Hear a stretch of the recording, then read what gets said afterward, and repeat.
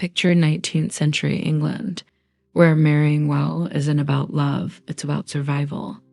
Into this world steps Elizabeth Bennet, a sharp-spirited woman who refuses to play that game and settle.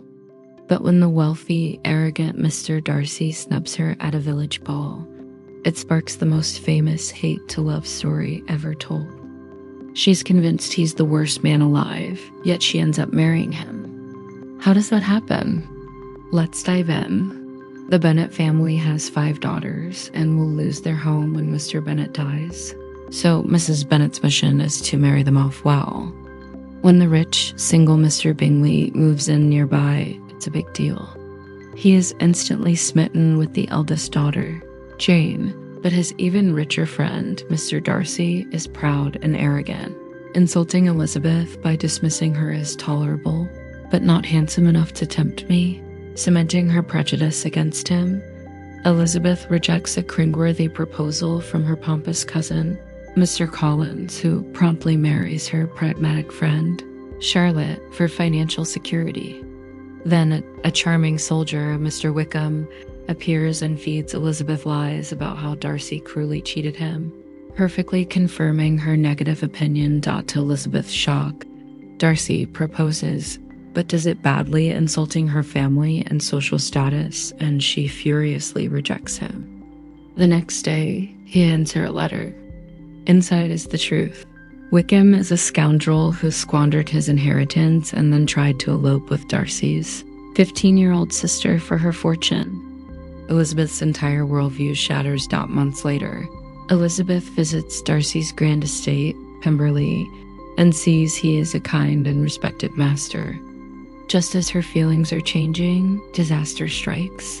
Her youngest sister, Lydia, has run off with Wickham, a scandal that threatens to ruin the entire family.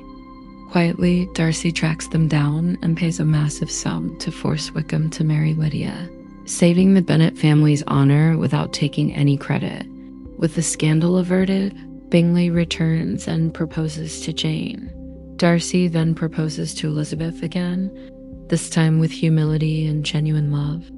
Elizabeth, now aware of his true, noble character, says yes. Their relationship, unlike others in the novel based on convenience or scandal, proves that true love requires personal growth. The core themes are Pride Darcy's, class arrogance, and Elizabeth's confidence in her own judgment, and Prejudice, their snap judgments of one another.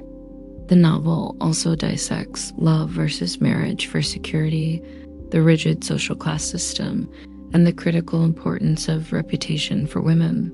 Why does this story remain a classic? Because we all make snap judgments, and watching Too Proud, intelligent people admit they were wrong to find love is a powerful and timeless journey. It shows us that changing your mind about someone isn't a weakness, but a profound strength.